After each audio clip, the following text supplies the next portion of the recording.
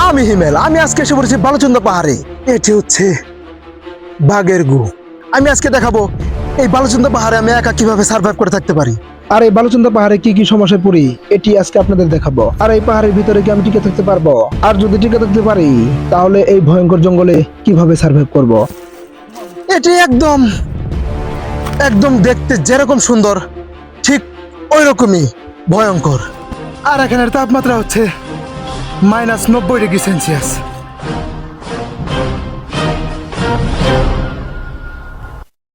আমি এখন শেরপুরে নানি বাড়িতে আছি। কয়েক বর্গ কিলোমিটার জুড়ে এটি একটি ছোট পাহাড়ি অঞ্চল। আমার কাছে বাজেট কম থাকায় আমাকে হেলিকপ্টার থেকে লাথি মেরে ফেলে দিয়েছে। হেলিকপ্টার থেকে লাথি মেরে ফেলে দেওয়ার পর আমার 12টা থেকে 13টা বেজে যায়। আমাকে প্রকৃতি প্রথমে লাথি মেরে ইনভাইট জানালো, আর এটি আমার খুব ভয়াবহ একটি অভিজ্ঞতা। আর এই গাছগুলো দেখছেন, এই গাছগুলো হচ্ছে পাহাড়ি গাছ। এই গাছগুলো প্রচন্ড পরিমাণ ভয়ঙ্কর। দেখতে ভালো দেখা গেলেও এই গাছগুলো কিন্তু একদম ভালো নয়। তার কারণ হচ্ছে এটা যদি আপনার একবার শরীরে লেগে যায় তো আপনার অবস্থা নাজেহাল করে দিবে।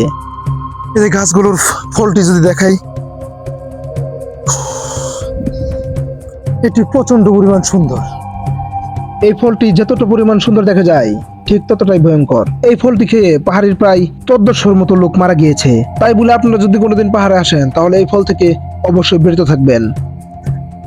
আমি এখন সামনের দিকে আগাতে চাই। আমাদের এলাকায় এই ফলটির নাম দেওয়া হয়েছে ঘুগরা ফল। আপনারা এই ফলটিকে কি নাম ধরে ডাকেন? এই পাহাড়টি প্রচন্ড পরিমাণ ঘন। আমি এখন আস্তে আস্তে ভিতর দিকে চলে যাব আর দেখবো ভিতরের কি অবস্থা। আমি যদি এই পাহাড়টি দেখাই তাহলে এটি প্রচন্ড পরিমাণ সুন্দর। এখানে যদি কোনো টিকটকার আসে তাহলে অবশ্যই ছবি তুলতে যাবে। আর যদি এই কাজটা আমরা করতে চাই তাহলে কিন্তু আমাদের প্রকৃতি লাথি মেরে ফেলে দিবে। তাই আমি এই কাজটা করতে যাচ্ছি না। প্রকৃতি কিন্তু আসলেই সুন্দর। প্রকৃতি টিকটকারদের প্রশ্রয় দেয় না। আমি এখানে আসতে না আসতে এখানে একটি গু দেখতে পারতেছি। এটি হচ্ছে বাঘের গু। এখানে বাঘের গু রয়েছে মানেই এখানে আশেপাশে অবশ্যই বাঘ রয়েছে। আমরা ভিতর দিকে চলে যাব। এই ভিতরে গিয়ে দেখি আমরা কি বাঘের সন্ধান পেতে পারি কিনা। আর এখানে প্রচন্ড পরিমাণ রোদ। এখানে তাপমাত্রা হচ্ছে -80°C। তার মানে এখানে বরফ পড়ার কথা, কিন্তু আমার ভিডিও দেখতেছেন বলেই এখানে রোদ দেখতে পারতেছেন। আমার সামনে এখন অনেক বড় একটি টিঙ্গুর। আমি এই টিঙ্গুরের উপর দিয়ে চলে যাব। এই টিঙ্গুরটি অনেক বিপজ্জনক। এই টিঙ্গুর থেকে পড়ে প্রায় 1000 জন লোক মারা গিয়েছে। আর পাহাড়ের আবহাওয়া হচ্ছে প্রচন্ড পরিমাণ মারাত্মক। এই পাহাড়টি এক এক সময় এক এক রূপ ধারণ করে। কখনো তাপমাত্রা অনেক বেশি, আবার কখনো বা অনেক কম। এই পাহাড়টি আসলে খুবই ভয়ঙ্কর। আমার পাহাড়ের ভিতর দিক চলে যেতে হবে। ভিতরে গিয়ে দেখি কি দেখতে পারি। এই পাহাড়ে যদি আমি উঠতে চাই তাহলে আমাকে দূর পেরিয়ে উঠতে হবে। তার কারণ হচ্ছে এই পাহাড়টি অনেক ঢালু।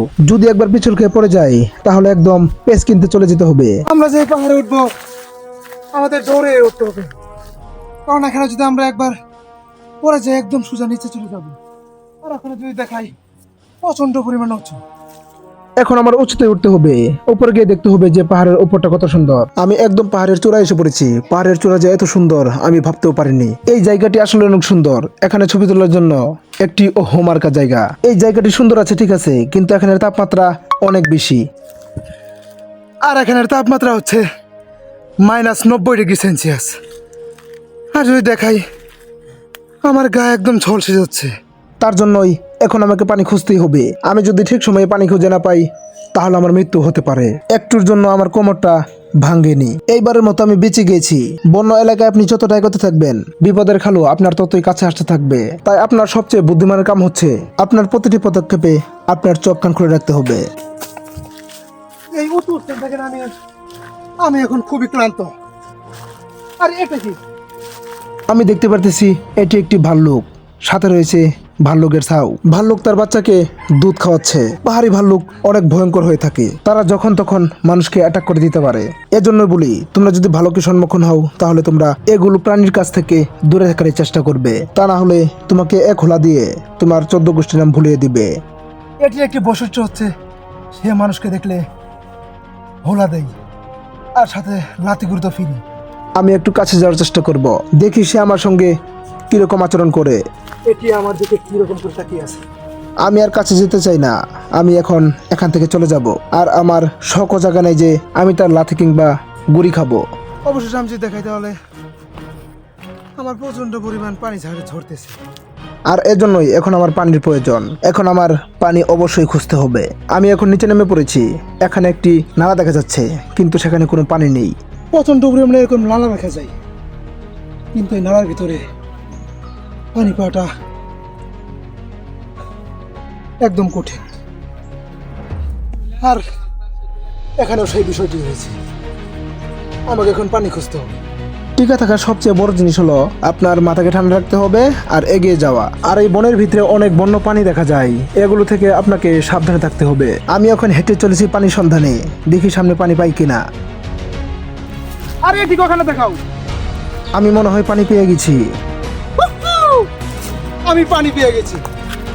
আমি অবশেষে পানি পেয়ে গেছি, কিন্তু এখন দেখতে হবে এই পানিগুলো কি খাবার যোগ্য কিনা। আর আমি দেখতে পারতেছি এই পানিটি অনেক পরিষ্কার। আমার এখন খুবই পানি পিপাসা লাগছে।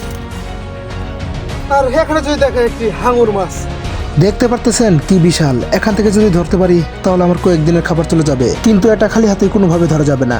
আফ্রিকার নাম করা একটি জেলে কাঞ্চকোনা একটি খালে এই সাইজের হাঙর মাছের সন্ধান পাই। সেফটি ছাড়া এই মাছগুলো ধরতে গিয়ে লেজের বাড়িতে তার ব্রেন শর্ট হয়ে যায়। তারপর প্রতিবন্ধুদের মতো আচরণ করতে থাকে সে। এই পাহাড়ের ভিতরে পানি পাওয়া খুবই ভাগ্যের ব্যাপার। আমি এখন পানিটি খেতে চাই। এই পানি না খেয়ে আমার কোনো উপায় নেই।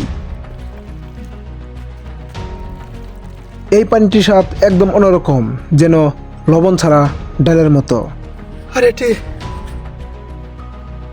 খুবই সুস্বাদু। আমি এখন এই নালাটি ধরে এগিয়ে যাব। যেহেতু এখানে নালা রয়েছে, অবশ্যই টিকটকার থাকবেই। দীর্ঘ পথ হাঁটার পর আমি মনে হয় কাউকে পেয়ে গেছি। হ্যাঁ, একজনকে পেয়ে গেছি। আমাকে একটু সাহায্য করো, একটু ধরো। আমি মানুষ পেয়ে গেছি মানেই আমার গন্তব্য এখানেই শেষ। ভাই আপনার কি পানির প্রয়োজন নাকি ভাই? না ভাই, আমাকে একটা আকিস বিড়ি দিলেই চলবে, আর কিচ্ছু না।